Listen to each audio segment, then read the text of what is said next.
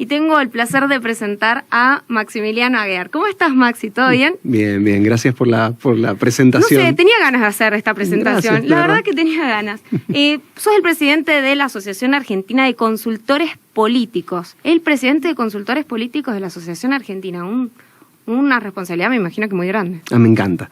¿Sí? Y un honor, además, enorme, porque la Asociación Argentina de Consultores Políticos, que cumple además este año 10 años de existencia, bien. es la asociación en Latinoamérica con mayor cantidad de socios de consultores políticos. Consultores políticos de Jujuy a Tierra del Fuego, más de 250 consultores políticos que nos agremiamos en un espacio y en ese hay un punto, digamos, en cual se generan elecciones para elegir comisiones directivas y me ha tocado estos 2 años, son bianuales, dirigir la asociación, así que muy contento viajando por todo el país en representación de los consultores políticos, una alegría. ¿Qué hace un consultor político?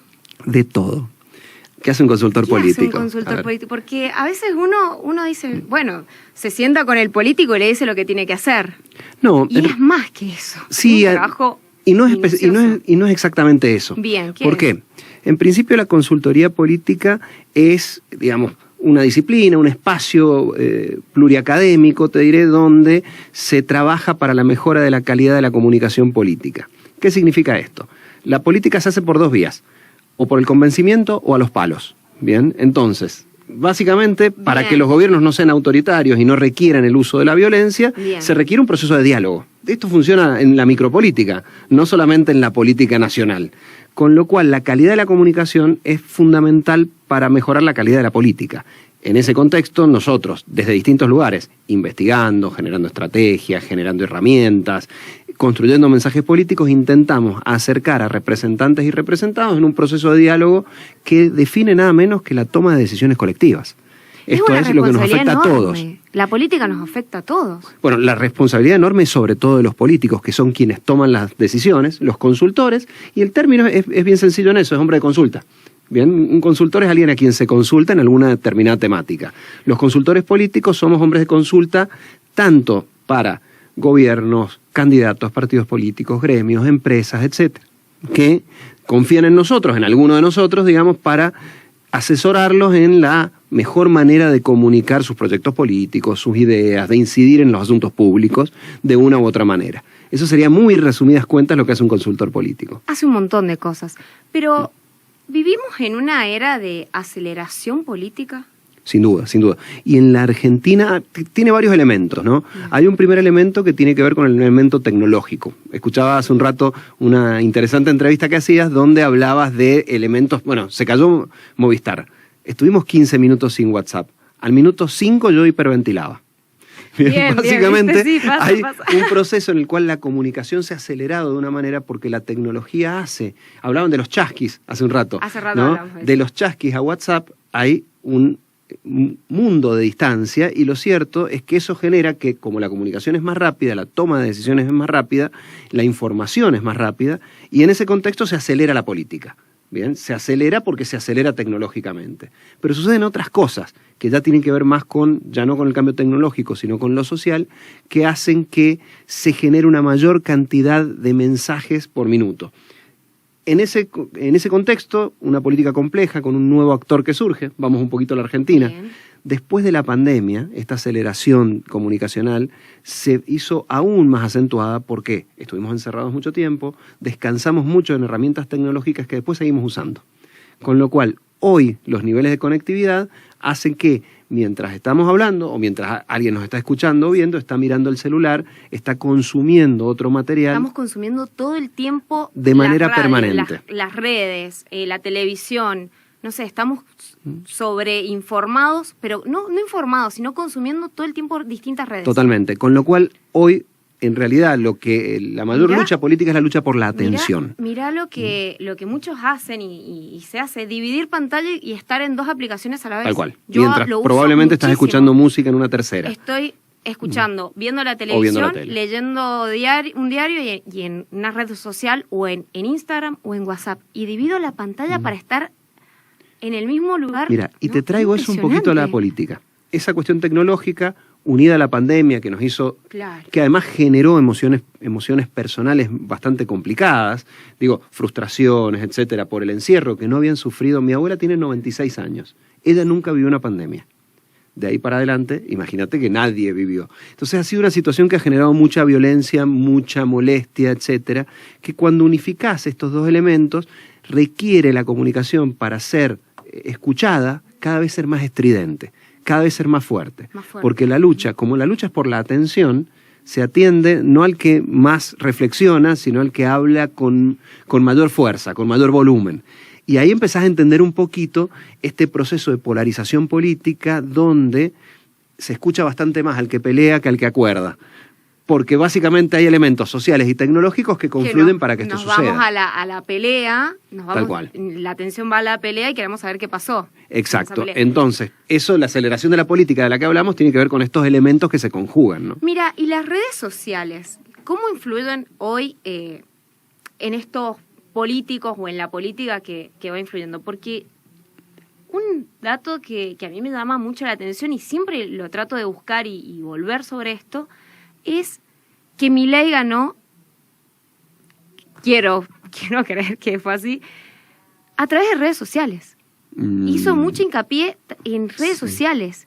No hizo tanto en entrevistas, redes sociales, no hizo las campañas tradicionales que vemos a los políticos, no sé, caminando detrás en un barrio, en un lugar, sacándose la foto tradicional.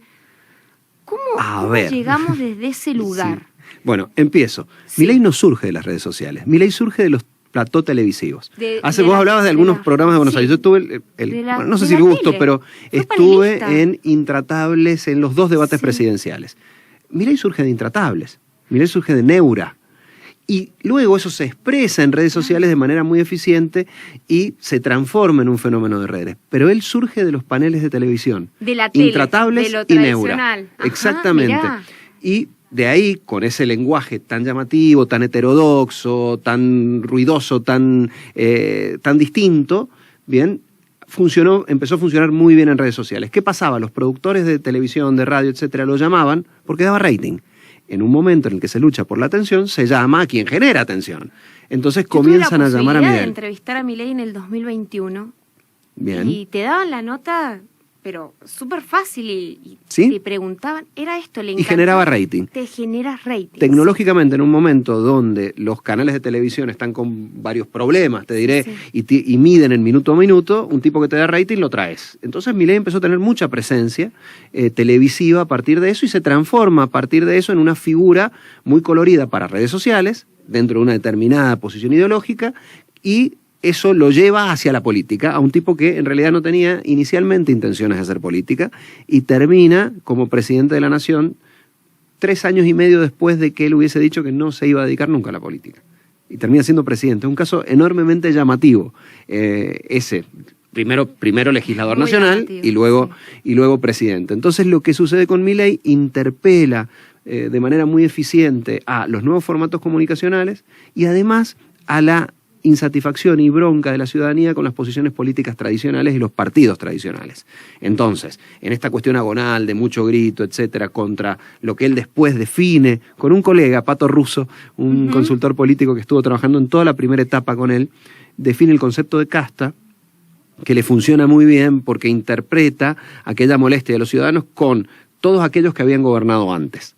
Bien, entonces esto también explica un poco ese surgimiento de una figura que increíblemente en un país tan estable en términos políticos, repito, estable en términos políticos como la Argentina, surge de una fuerza por fuera de las 2 fuerzas tradicionales. Un partido, una Argentina bipartidista, bicoalicionista históricamente, surge una tercera fuerza que termina llegando al poder. Esto es enormemente llamativo y habla de los cambios que ha sufrido nuestro país en el último tiempo y de este nuevo juego político donde tanto quienes ejercen la política como quienes somos consultores o analistas políticos, tenemos que entender claramente que el juego cambió. Preguntabas qué había publicado. Ayer publiqué en Twitter una foto de un TEG, básicamente, para decir que habíamos dejado de jugar al ajedrez, donde juegan 2 jugadores, vos jugás al ajedrez. Yo juego al ajedrez, sí. Parece que sos buena, no lo sé, pero parece que sos buena. Yo juego al TEG. Bueno. Pero pongo una foto del TEG para decir que en la Argentina en política se había dejado de jugar al ajedrez, un juego de 2, Sí. para empezar a jugar al juego TEG. Un juego de varios, Varios. que pueden ser que hoy son 3. Y esto implica otras reglas, otras características del juego, etcétera. Y en muchas ocasiones, desde el análisis, desde la consultoría, desde la política, se sigue pensando como si estuviésemos jugando al juego anterior. Al Y el juego ajedrez. cambió. Claro. El juego de De 2 a dos. cambió. Va a ser de 3. Quizás después vuelva a ser de 2. Hoy es de 3 y hoy tiene otras reglas. Esas reglas son las que está costando mucho que interprete la política tradicional, y en ese contexto los consultores políticos, que vos preguntabas un poquito sobre eso, intentamos tener la formación académica, teórica, metodológica más sólida para tratar de entender ese juego y asesorar a los distintos actores políticos en una realidad que ha cambiado. Mira, ¿y cómo ves el uso de TikTok por la red social? Se le llamaba de los jóvenes. Yo no sé si de los jóvenes, porque creo que hoy Ya no. ya no. Ya no solo de los jóvenes. Ya no es solo de los jóvenes. Pero ¿cómo ves que los políticos utilicen TikTok tiene métodos totalmente distintos a otras redes? a ver, Instagram cada vez se parece más a Se TikTok. está pareciendo. Cada vez más. Y Pero, ¿cómo ves la participación de los políticos en TikTok? bien, una cosa, TikTok, perdón, vuelvo a la tecnología un ratito. TikTok funciona con algoritmos de recomendación mucho más que la lógica de amigos que tenía Facebook y que heredó en alguna medida, y de seguidores que heredó Instagram, con un sistema de algoritmos muy eficientes que hace que vos veas aquello que querés ver en un momento determinado. Aprende muy rápido ese algoritmo. ¿Y qué necesita? Videos o estímulos muy cortos que hagan que vos no hagas el swipe up, que no te vayas. Con lo cual, los primeros 3 segundos en lo que se dice en TikTok es enormemente útil, y la política tiene que estar donde está la ciudadanía. En la Grecia Bien, clásica, claro. en el ágora griega. ¿Bien? Bien. En los momentos en que surge la televisión, la política tenía que estar en la televisión. ¿Sí? ¿Por qué? Porque la gente estaba ahí. Ahora, si la gente está en otros lugares, la política tiene que estar en ese lugar. Entonces, ¿cómo veo que los políticos estén en TikTok? A mí me parece muy bien. El punto es si lo hacen de manera coherente o no, si con esto son capaces de transmitir un mensaje político o no, si son capaces de hacer política en TikTok. Ese es otro punto. Muchos lo hacen bastante bien, Sí, sí. otros lo hacen muy mal, y ese es el problema cuando figuras acostumbradas a otra lógica tecnológica deben adaptarse a lo nuevo. Y es lo que está sucediendo, me parece, en TikTok, con algunos políticos que lo interpretan muy bien y otros que son un desastre. Mirá el mensaje que te mandan. Hola, buenas tardes. ¿Qué recomendación le puede dar Maxi Aguiar a los políticos corruptos? No, que no sean corruptos, como cualquier ciudadano. Digamos, no sé a quiénes, Pero ¿viste cómo no sé a está? quiénes se refiere, pero No, esa es la molestia pero con es los que políticos. Ahí está, volvemos de nuevo a la política y volvemos al desencanto de la política, al ciudadano común que tiene esto de que el político es corrupto. Mira, y vos sabés que hay una cosa, yo trabajo mucho con políticos, Sí. también con empresarios, con sindicalistas, con gente, con tomadores de decisiones en general, pero con políticos en particular. Y doy fe de que muchísimos de ellos son muy honestos. ¿Te creo? ¿Qué sucede?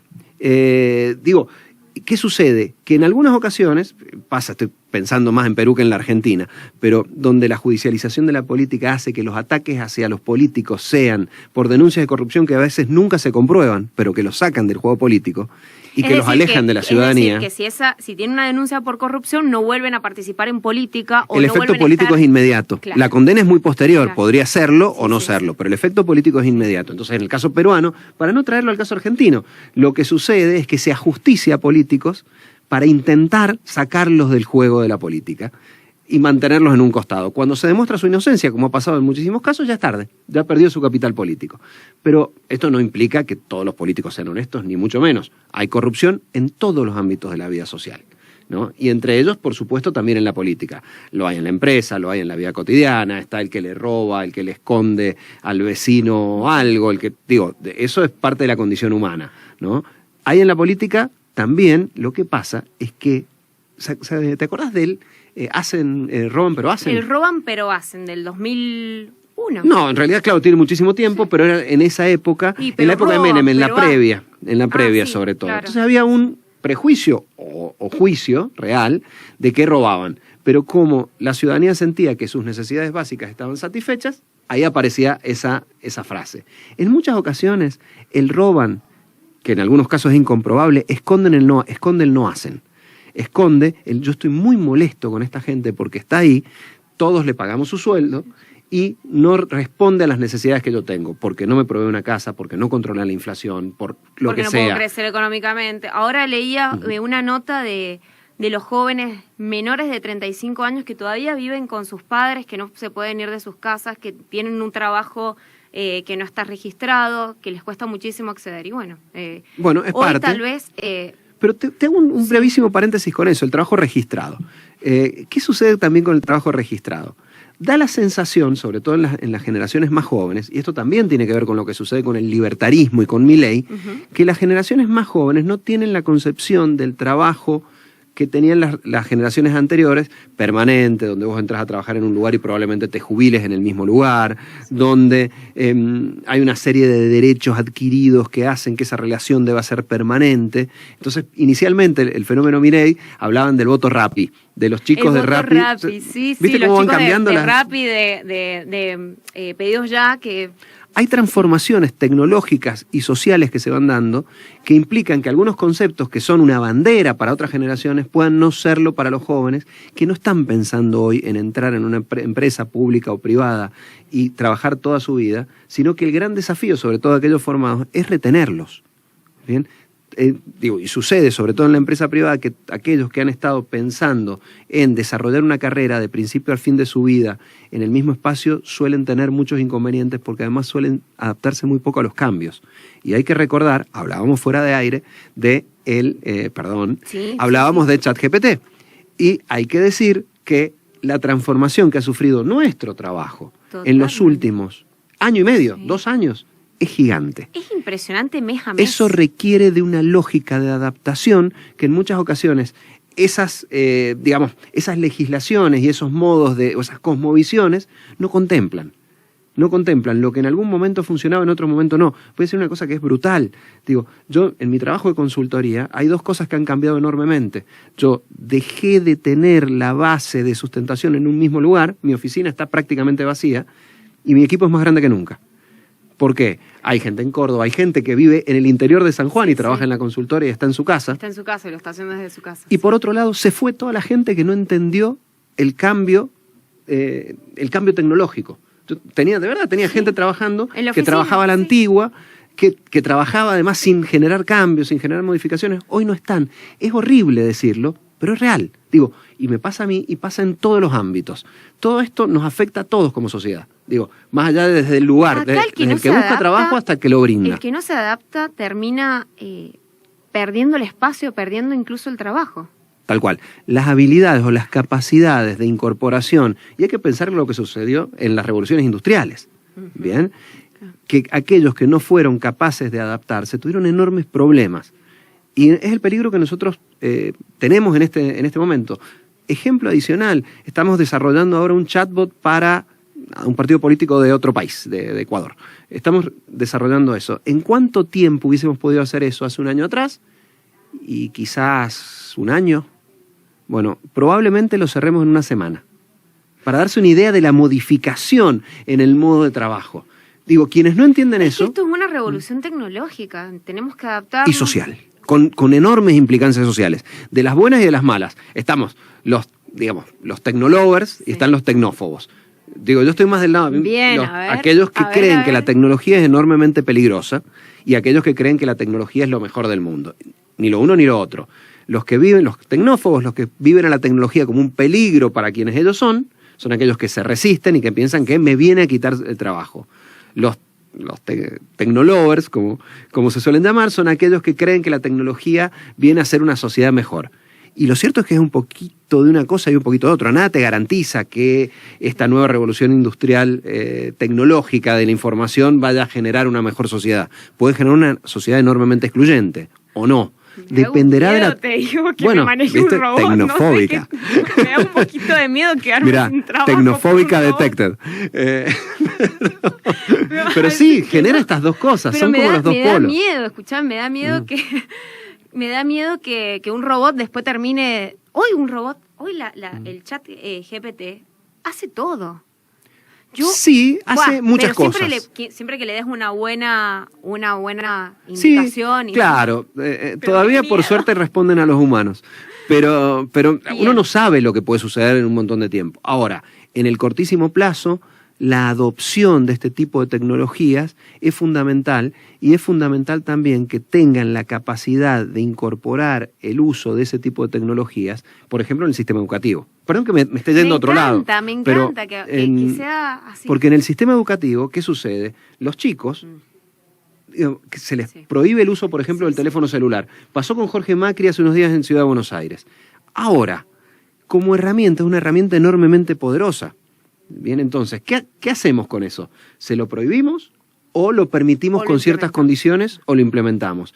Un ejemplo fantástico de esto es la utilización de herramientas que no son de inteligencia artificial, pero que son estas herramientas de quiz, de preguntas en el teléfono celular. La atención que prestan, yo doy mucha clase de posgrado hace mucho tiempo, el nivel de atención que se genera cuando uno incorpora esa tecnología y en lugar de decirle por favor gente, porque ya no son chicos mis alumnos, por favor gente dejen el teléfono, es por favor gente agarren el teléfono y jueguen con esto, e incorporar esas herramientas hace que el nivel de atención de esa gente sea mucho mayor. ¿Por qué? Porque nuestra mente se está modelando en virtud de estos algoritmos. Con lo cual, nosotros, que somos previos a TikTok, tenemos una estructura mental que no va a ser la misma estructura mental de aquellos jóvenes o niños que crecen hoy viendo estas cosas. Un ejemplo cortito. Dale. Mi papá tenía en algún momento un teléfono de estos tipo Nokia, ¿no? Entonces mi hijita, que era muy chiquita en ese momento, agarra el teléfono de estos Nokia con los cositos, lo mira, mueve el dedo en la pantalla para arriba, me mira a mí y me dice, no anda. Dice, porque básicamente para ella los teléfonos eran táctiles. Estos chicos, doy esto como un ejemplo de que el mundo que nosotros conocimos es muy distinto del que ellos experimentan. Entonces, para ellos, la incorporación de herramientas de inteligencia artificial es algo que está básicamente naturalizado, y para sus docentes y para nosotros es un esfuerzo de adaptación muy importante, porque es algo de lo que no teníamos, que nos parece mágico. Para ellos es natural. Lo que a nosotros nos parece mágico, para ellos es natural. Nacieron con eso. Tal cual. Ellos Es parte nacieron. de su cotidianeidad. El desafío de los sistemas educativos es enorme, el desafío de la política de comunicar en estos espacios es enorme, digo, para lo que a cada uno le toca. El desafío para los comunicadores sociales es enorme. Es gigante.